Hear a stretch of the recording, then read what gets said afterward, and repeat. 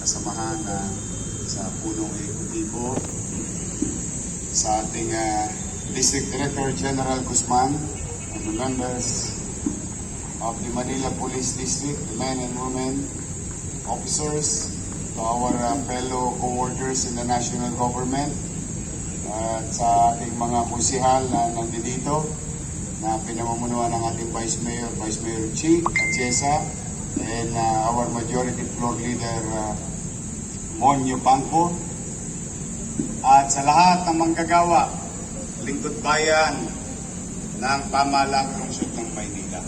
Good morning! Gawad. Good to see you again. Nalate ako.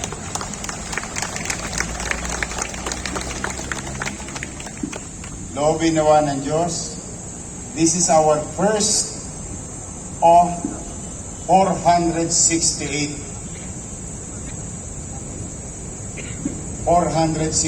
flag ceremony. Marami pa tayong pagsasamahan, but nowadays, I think hindi naman kaila sa inyo na medyo very challenging ang City of Manila.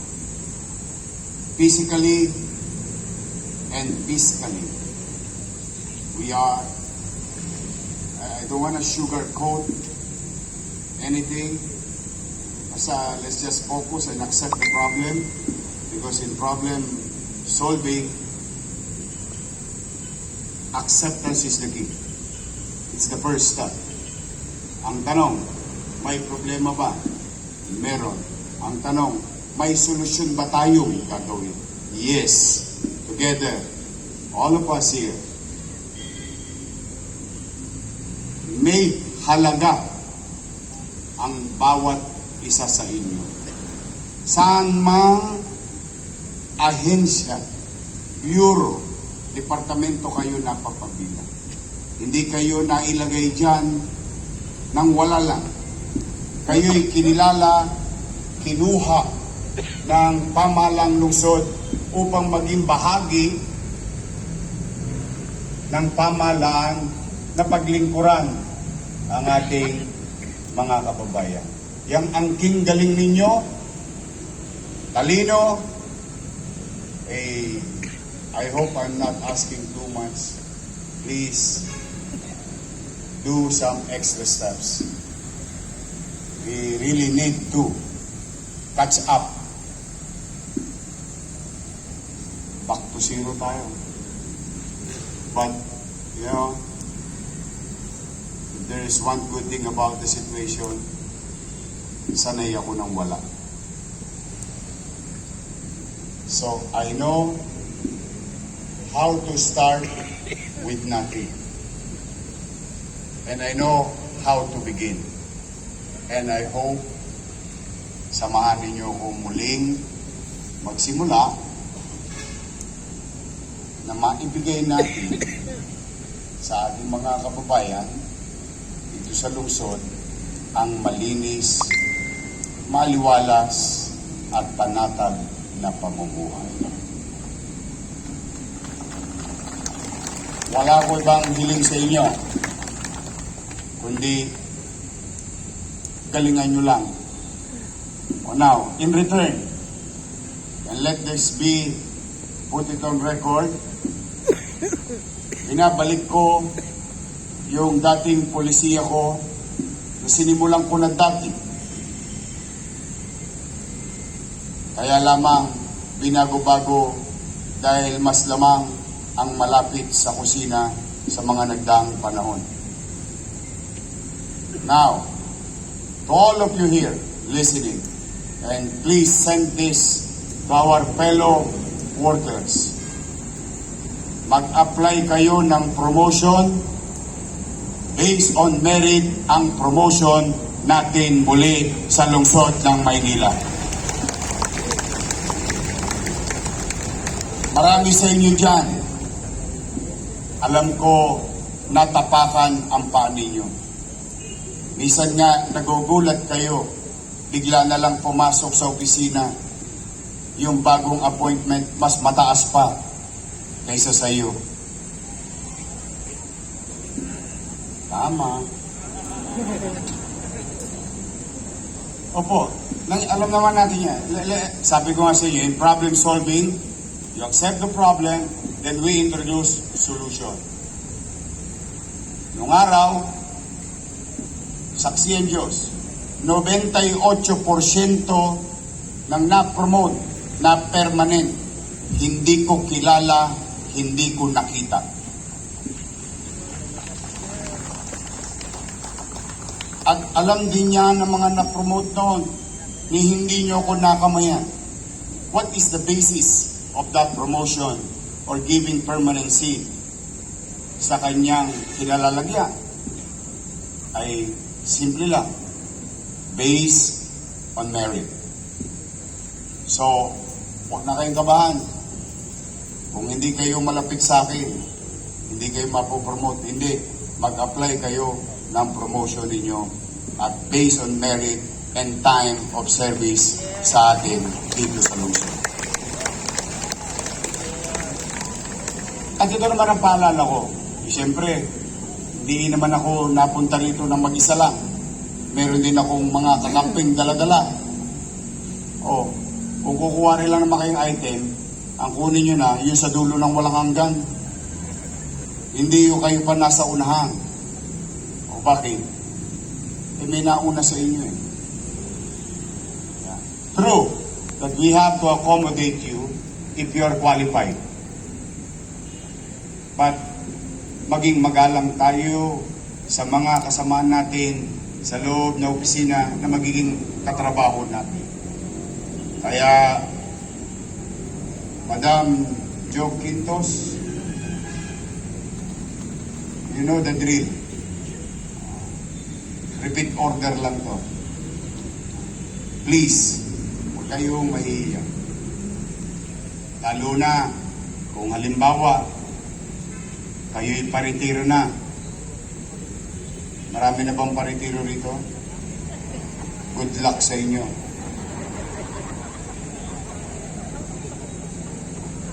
Kailangan kong bayaran ulit yung 200 million na utang ng GSIS.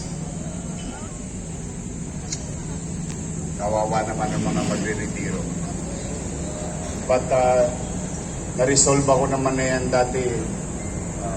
O halimbawa, kayo magre-retiro. Meron kayong anak na qualified sa gobyerno.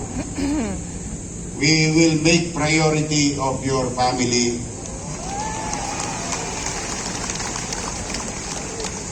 Doon man lang malingon kayo ng pamahalang lungsod na pinaglingkuran ninyo for 20 or 30 years. As a matter of gratitude, as long as they are qualified, they can do so. Yun man lang maipamana nyo sa kanila. Sa mga oras at araw at gabi ng pagpupuyat, pagsusobra ng oras ng pagkatrabaho ninyo, sakripisyo nyo sa trabaho sa gobyerno ng Maynila para sa ating mga nasasakupan, doon man lang masuklian kayo ng pamahalaang lungsod ng Maynila. Sa MTPB, nako, magtino kayo. Siguro naman narinig na ng direktor ninyo, na si Dennis Biahe. Ang traffic enforcement is traffic assistance. Hindi violation lagi ang hinahanap natin. Anyway, may huli o wala, may sweldo. Ang tanong lang naman, kailan? Opo, buti na sa umpisa pa lang, malaman nyo na. Sabi, di ba? Ang nagsasabi ng tapat, nagsasama ng Maluwag. Oh, hindi ko alam kung aabot ang sweldo ninyo sa katapusan. Yes. That's how we are ruined. But don't worry. Katulad ng sinabi ko kay Jazz, sabi ko, Jazz, basta tayo empleyado muna bago kontraktor. She knows it naman from the beginning. And the good thing about Jazz, pro-employee rin si Jazz. So, lahat ng bimpo, ipigayin ko. Makasweldo lang tayo sa katapusan. Para na tayo yung ano ngayon. Minimum age earner, hand to mouth. May kita, may chicha. Ganun po ang sitwasyon natin. But don't worry, I don't want to ruin your week. I'm just trying to, state the facts that we are really in a fiscal ICU. To our people in Manila. So ulitin ko ha, ang gusto kong makita, promotion, permanent. At Madam Jo, Osiel Jo, ayaw ko mapopromote dala ng tagadala lang ng bag ni ma'am. May director. And so, let's give merit and credit to those people who deserves to be promoted. Ngayon, sa ating bisita, yung mga bisita tayo rito, may magdo-donate ng 2 motor. Mabasa sana kayo ng ulan, nang dumami pa kayo. Magandang Lunes, umpisa na ng pagbubukas. But now I'm going to address the people of Manila here. And let me take this opportunity to address our citizens. I assume 12:01 last Monday, facing chaotic filth like Smoky Mountain in most of our avenues and boulevards in the city. Hindi pa kasama dyan yung mga basura sa kanto ng iskinita at bahay ninyo. And timing, nawala naman yung 2 kontratista. Now, let us not put blame to one another. Hindi rin sila biniyaran, hindi na rin nila kaya. That's the truth of the matter. And the thing stops there. We move on. We assume, and it became a crisis, at maraming pwedeng magkasakit ng mga kababayan natin. So at 2 o'clock, immediately after 12:01, on the same day, we took the responsibility and put things in right order. Sa ngayon, sa awa ng Diyos, I think kayo mismo, dahil marami naman sa inyo dito, taga Maynila, we can honestly say, since Monday, last week, at least, guminhawa na ang ating mga kalsada. Tanong, total mamamayan din naman kayo. Nahakot na ba yung basura ninyo sa inyong mga lugar? Nahakot na ba? Hindi pa tayo nakakalpas sa problemang iyon. But 80% at the very least, or 85% of our garbage crisis is resolved already. And I would like to thank our fellow employees in the city government. I hope hindi naman kalabisan sa inyo. Palakpakan natin yung mga taga-DPS, City Engineering, MDRRMO, MTPB. Nagtulong-tulong na po lahat. Utilizing whatever is left, maximizing and utilizing it properly. At siyempre, maraming salamat, Lionel Waste Management. I hope to the next leaders of this city, always be reminded of our history. In 1992, in 2019, ang basura ay issue ng mayaman, middle class at mahirap. Ang basura ay concern ng taong bayan. Kaya naman, at least kayo na mga mamamayan dito at mga mamamayan nanonood, in a matter of few days, I think magno-normalize na ang koleksyon ng basura sa lungsod ng Maynila.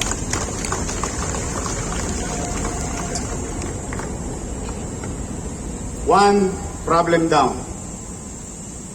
Then we go to the next. I went to hospital ng Maynila and visited our doctors and nurses, and only to find out the night before I randomly visited our hospital. I was informed that the night before ni hiringgilya, ni injection o ano yung English? Syringe. Panusok. Wala tayo. Karayom. Karayom.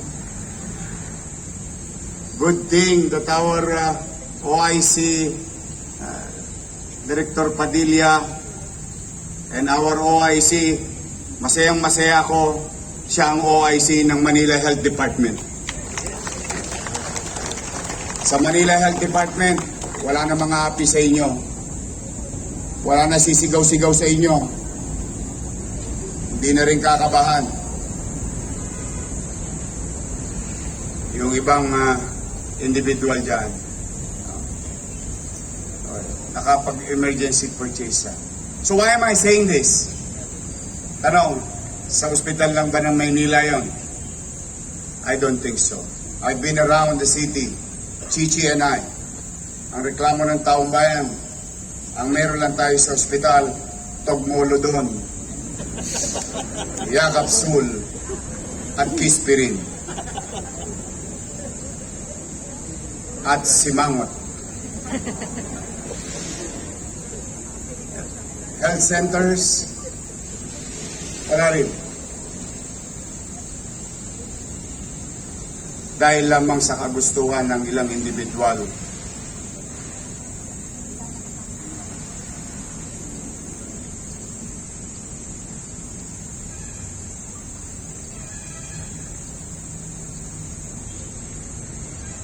Dahil lamang sa kagustuhan ng ilang individual na pagnasaan ang kaban ng bayan, na sakripisyo ang ating mga kababayan. But those are the things of the past. This week, despite of that amount or what you call commercial obligation to our suppliers who pulled out already last September, but nobody told you.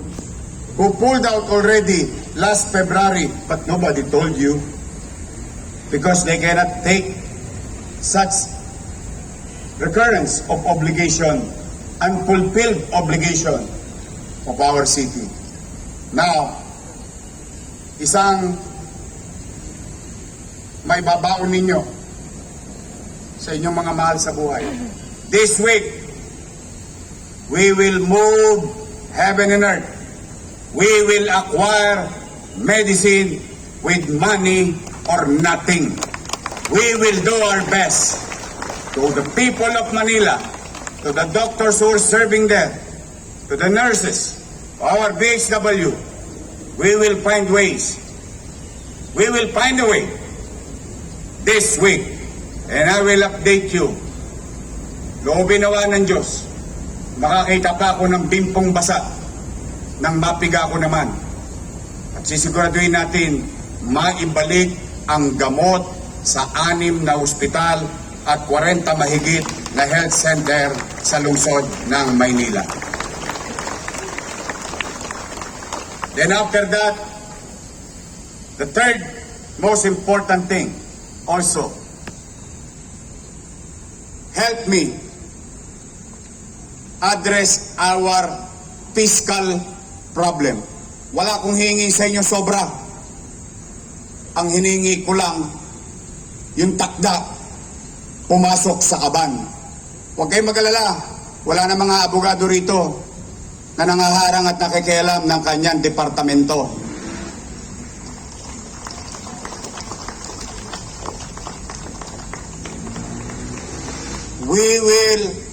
You will operate as a department, not being run by 1, 2, or 3 person higher than you.